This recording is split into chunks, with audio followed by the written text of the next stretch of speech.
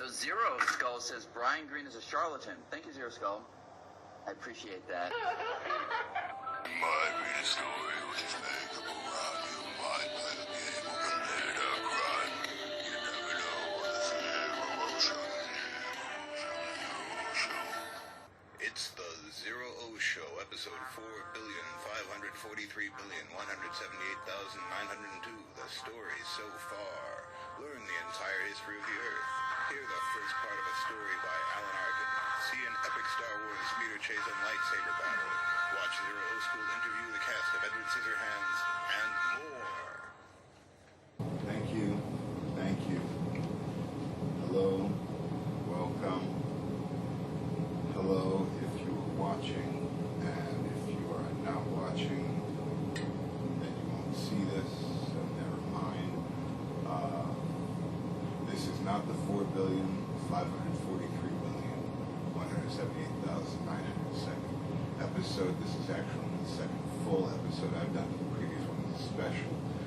Then I did a short thing about the Idiots' Insurrection, and then I did a mini-sode about Section 3 of the 14th Amendment to the United States Constitution, with other like little one-off, once-in-a-lifetime things, we hope. So this is actually the fourth The ZERØ Show presentation ever. Third one this year, but this is really the first episode of the show. The episode is titled 4,543,178,902. The story so far. You see, 4,543,178,902 actually refers to the estimated age of the Earth. So, let's recap. The primeval state of Terry Earth Della Telluriae, as you'll recall, was that of a spheroidal orb of recursively settling plasmatic heavy elements plowing its way chaotically but determinatively toward its steadily stabilizing orbit of 1 astronomical unit from the Sun through the late-stage solar nebula, clearing the space around its path of all large debris by crashing into objects and joining with them, or else by knocking them out of the region altogether, so as to stake its claim as a definite planet.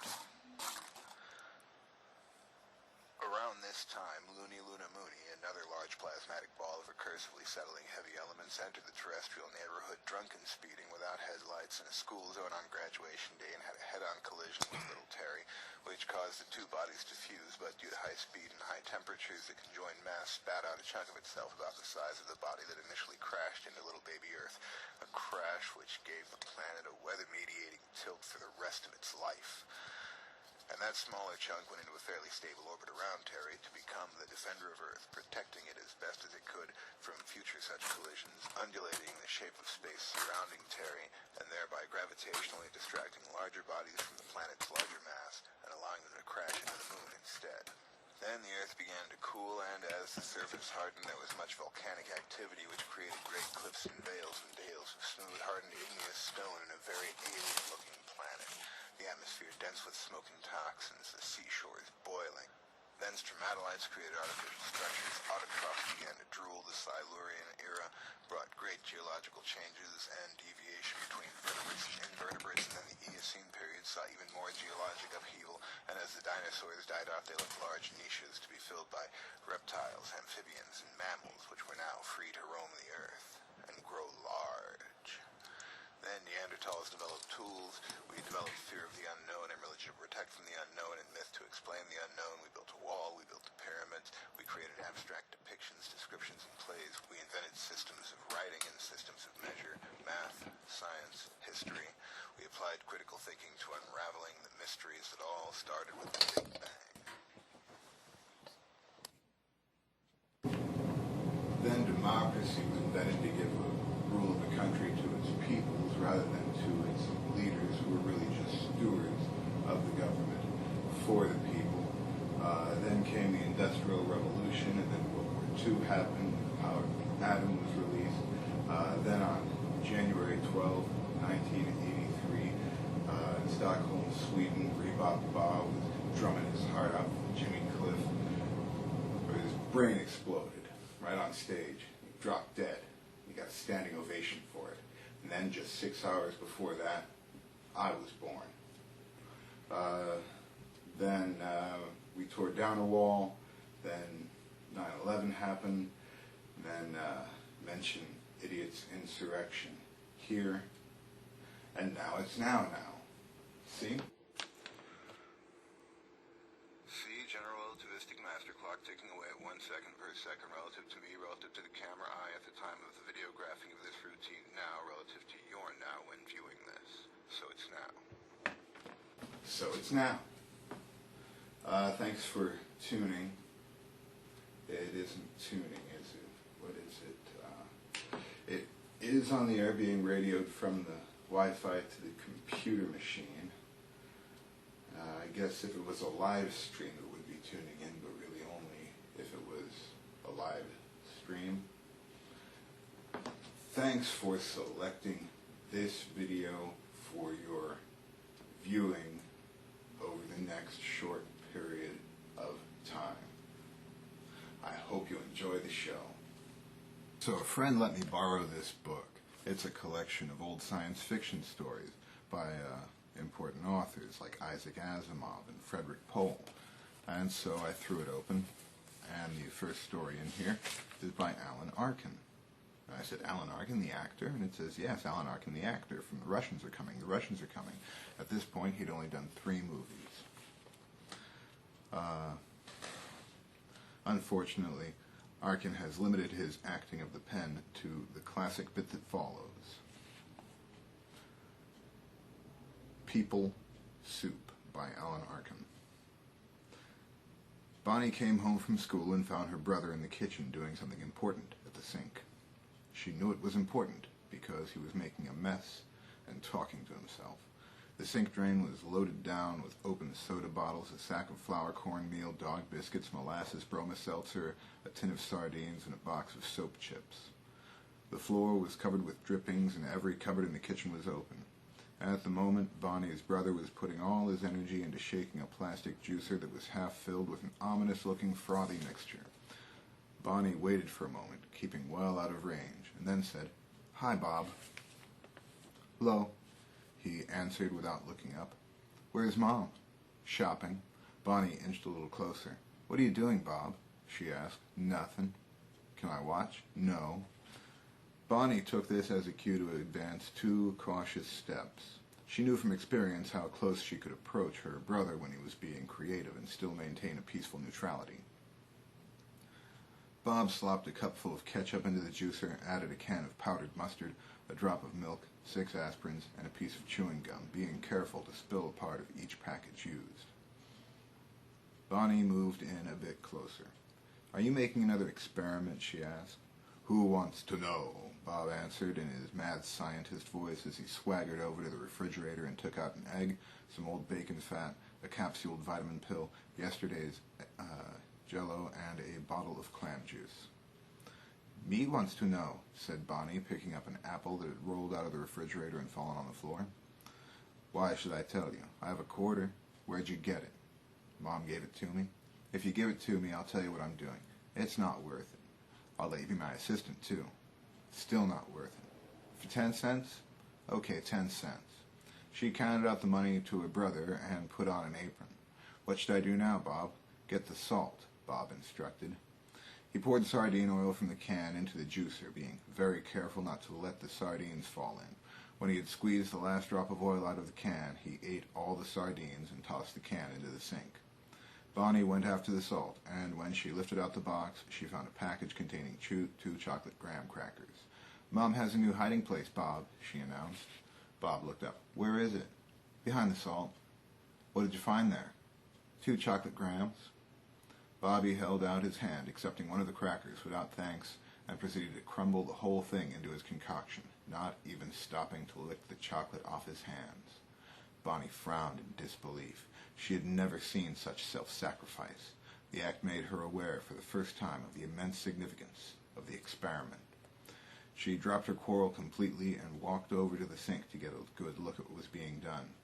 All she saw in the sink was a wadded wet cornflakes box, the empty sardine tin, and spillings from the juicer, which by this time was beginning to take on a distinctive and unpleasant odor. Bob gave Bonnie the job of adding 7 pinches of salt and some cocoa to the concoction. "What's it going to be, Bob?" she asked, blending the cocoa on her hands into her yellow corduroy skirt. "Stuff," Bob answered, unbending a little. "Government stuff? Nope. Spaceship stuff? Nope. Medicine? Nope. I give up. It's animal serum," Bob said, sliced his thumb on the sardine can, glanced unemotionally at the cut, ignored it. "What's animal serum, Bob?" "It's certain properties without which the universe in eternity regards for human beings." "Oh," Bonnie said. She took off her apron and sat down at the other end of the kitchen. The smell from the juicer was beginning to reach her stomach. Bobby combed the kitchen for something else to throw into his concoction and came up with some oregano and liquid garlic. "I guess this is about it," he said.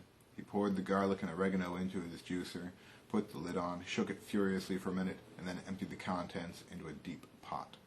What are you doing now, Bob?" Bonnie asked. "You have to cook it for 10 minutes. Bobby lit the stove, put a cover on the pot, set the timer for 10 minutes, and left the room.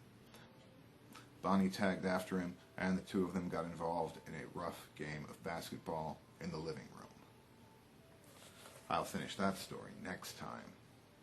Pretty exciting, huh?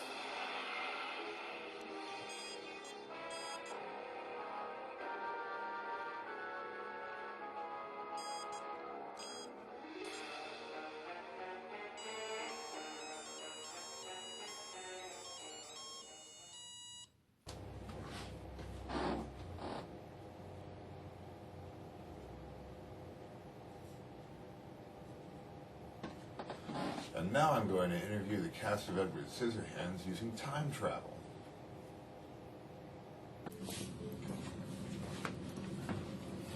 Okay, we're gonna try a time travel thing here. Got Cosmic Quest. You got the Donkey Kong. That's good. We got TARDIS.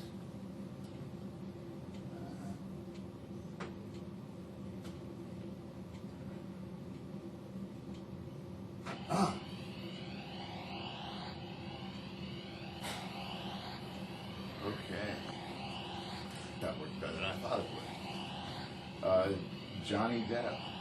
You've gone on to do a total of 8 movies with Tim Burton, including Sleepy Hollow, Sweeney Todd, and Corpse Bride. But Edward Scissorhands was your first time working together with him. I wonder, can you take us back to 1990 and give us an idea of what it was like to work with him on that first production? It's been a real honor. I mean, to me, Tim is... He's one of my favorite directors, one of my favorite movie makers of all time. I mean, it's weird when you get, this guy who's like a young guy who's, I mean, to me, I think he's a genius. I mean, no one has that kind of vision. No one can express that vision the way that Tim does. I mean, it's just, he's incredible. Well, I agree that Tim Burton is an incredible director, but having seen his other pictures and the completed Edward Scissorhands, I gotta say the magic of this movie really comes from the production design by Bo Welch and the incredible costume by Western Costumes. What was it like for you to wear that costume, get to perform as a man with scissors for hands? It was like a treat. It was like being, I guess, how it must feel to be sort of handicapped. It was like everybody would sort of open doors for you and get you something to drink. Are you okay? Are you hot? The difference is pretty amazing. And Winona Ryder. Winona, I love you in Strange Things. The Strange Things. The Strange Things. I love the show. It is a great show. All the characters, I guess there must be more than one. And there's lots of story that goes on. I've never seen an episode of The Strange Thing. I'm sorry. You are so good at becoming a character who interacts with other characters. I wonder if you can describe the character of Edward. Just a combination of all my favorite fairy tale characters, and of course in modern day and in suburbia. And to me, he's sort of what makes him so special and wonderful and great is that he's a grown man, or Johnny Depp is playing him, and he's an adult, or he looks like an adult, but he thinks like a little boy. And how would you describe your character, Kim, as she reacts to Edward?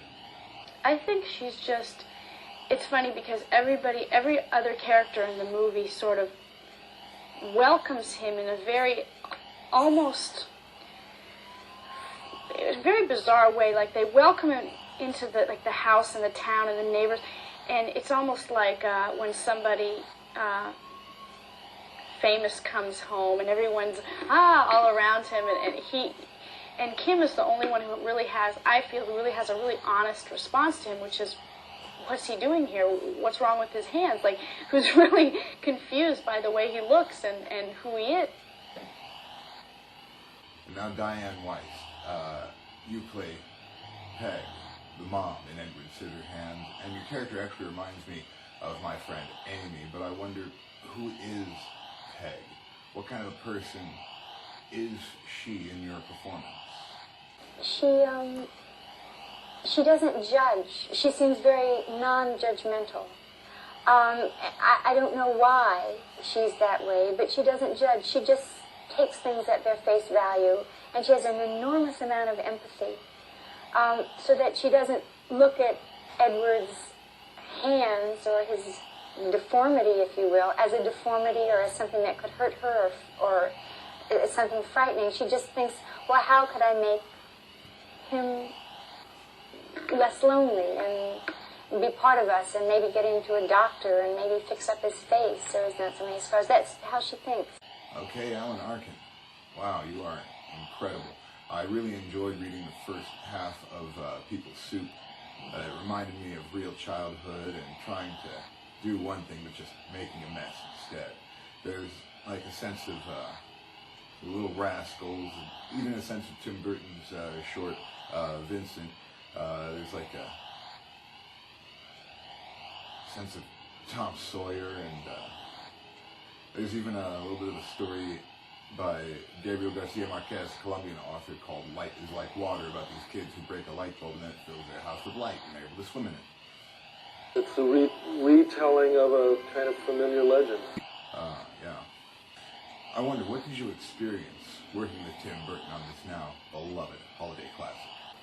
And the most original production I've ever been connected with.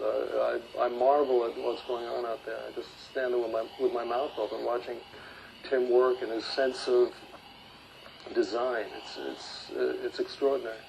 Your character, Bill, just seems like a very self-satisfied guy. I wonder, like, what kind of a person is he as you see him, as you perform as Bill?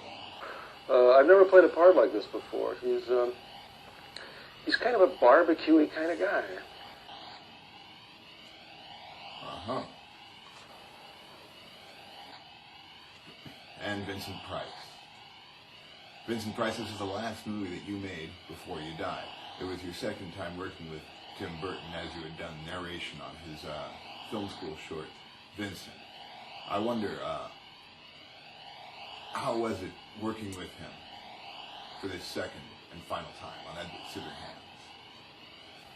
He's exactly the same fellow with the same enthusiasm for the business and the same wonderful ideas of using the motion picture for a visual effect.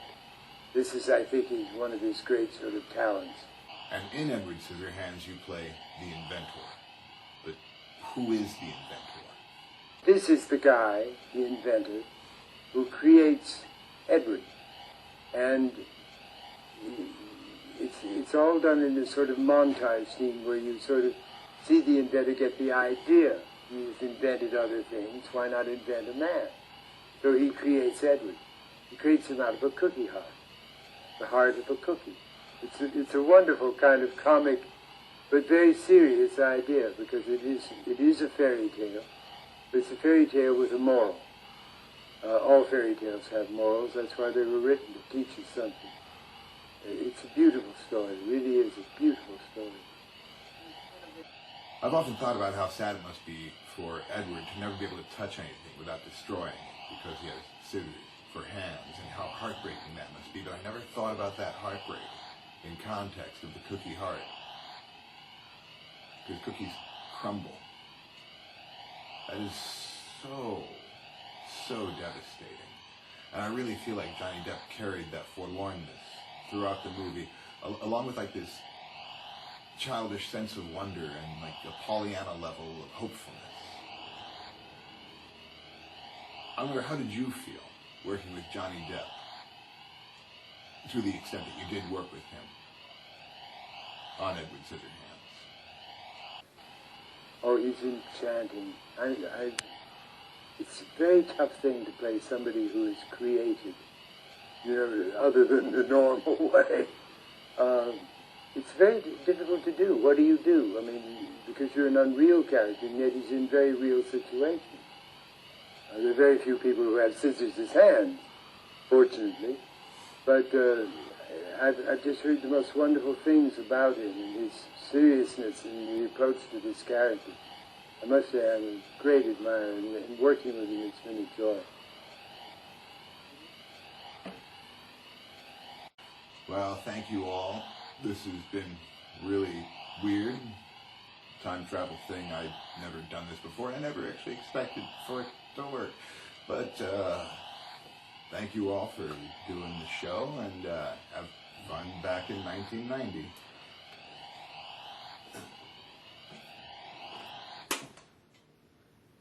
It worked. I am proud to let you know that all animals were harmed for the production of this show. We went around to every animal habitat. We even went through your house and got all the roaches and ants and termites and wood lice and what have you in there. We got every single animal on the planet. All of them, even the babies. Every last one, from the smallest bug to the biggest whale. And we put electrodes on their brains, and then we prodded them with needles and recorded their pain response. Just for the production of this show. Well, that's the whole show, and the show is over now. This is not part of the show. The show is already ended. Have fun. So ZERØ O'skül says Brian Green is a charlatan. Thank you, ZERØ O'skül. I appreciate that. My greatest story was his leg up around your mind.